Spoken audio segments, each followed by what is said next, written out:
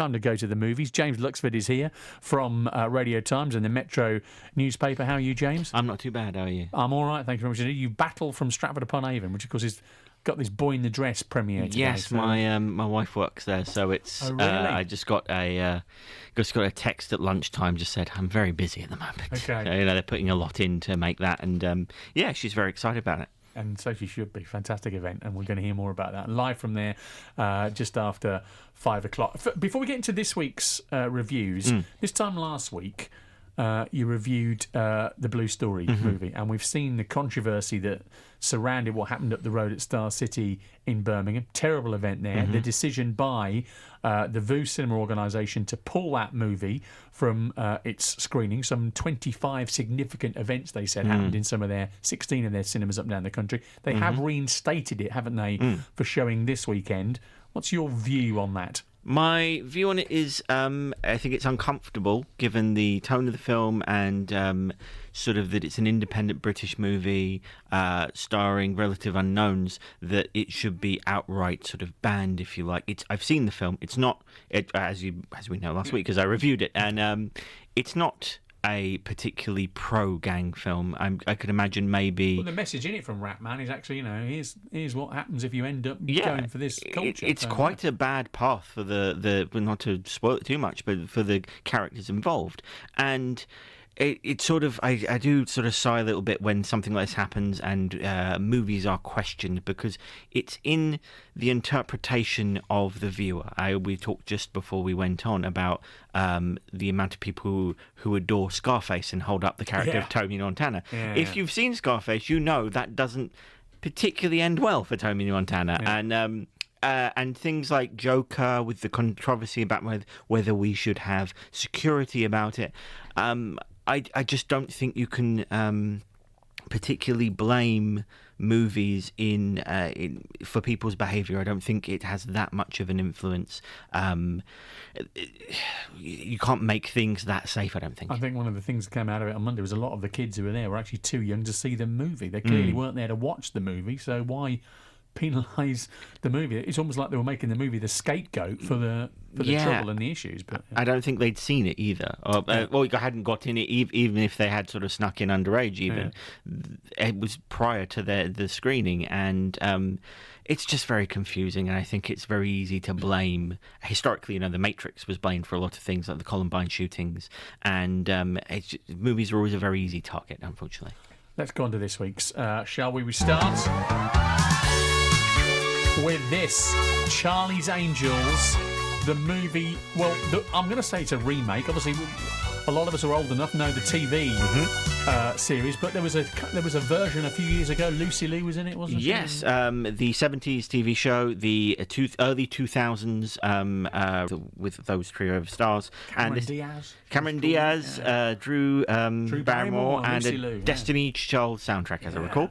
And a new version which sees a new trio of angels stop a dangerous device from getting in the wrong hands. And is it any good? It has tanked in the US. It made about $8 million in its opening weekend, which I imagine is about the costume budget for it. It was a very expensive film. It's about $50 million, which isn't a huge budget for your average blockbuster, but the return is awful, and the film is just very bland.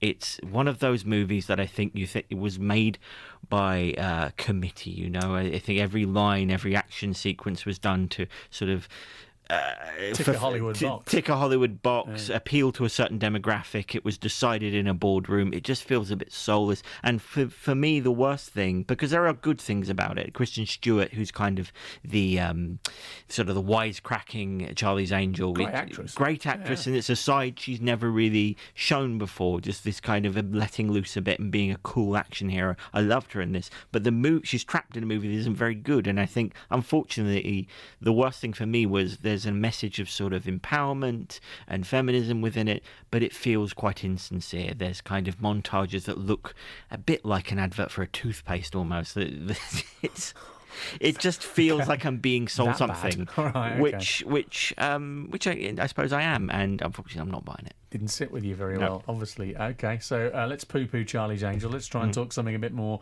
positively. And again, seen trailers for this. Daniel Craig in Knives Out. What's this all about? Yes, a Agatha Christie-style mystery starring Daniel Craig as a sleuth who must solve the murder of a famous novelist whose entire family are suspects. Jamie Lee Curtis is in this as well. Jamie Lee Curtis, Don Johnson, Toni Collette, huge cast, and directed by Rian Johnson, who directed The Last Jedi and Looper. And I really enjoyed this. It's so much fun. It's a lot of silliness, a lot of twists, a lot of intentional overacting, particularly Daniel Craig, who has this very thick Louisiana accent.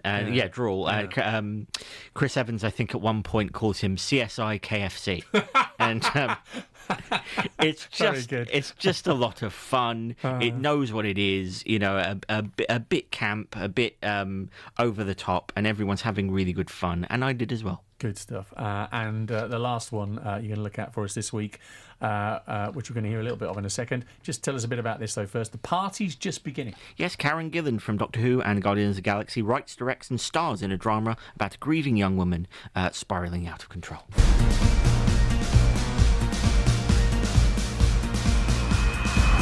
Have you been taking your tablets? No. The doctor said you'd see a big improvement. Why are you so happy all the time? What? You're on a train to nowhere. You don't have any hobbies or real passion. I know about cheese. You look grey. Excuse me? I just worry about you, that's all.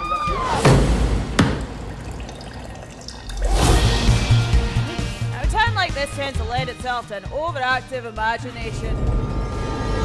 Why are we settling for such blatant banality? I like it. Okay, sounds a bit intense. It is a bit intense. It's about suffering, human suffering in a sense, depression, anxiety, grief, but it handles it in such a clever way. It doesn't point fingers. It doesn't resort to stereotypes. All of the people are suffering in some way, but you see the people behind it, behind the symptoms and behind what's going on in their lives. You see the reasons for why they feel this way. And I think Karen Gillan is just really proves herself as both behind the camera. She's already a great actress, really good here. Actors like Lee Pace, who is also in the Guardians of the Galaxy films, is very good. And I think, it's heavy going, but I think for films about sort of mental health and how we get through life, this is really sensitively handled and well pitched. All good stuff. Just what we like to hear. The party's just beginning. James, good to see you again. Thanks very much indeed. And don't forget, you can read James's reviews every week in the Metro newspaper and the Radio Times magazine. BBC Coventry and Warwickshire Travel.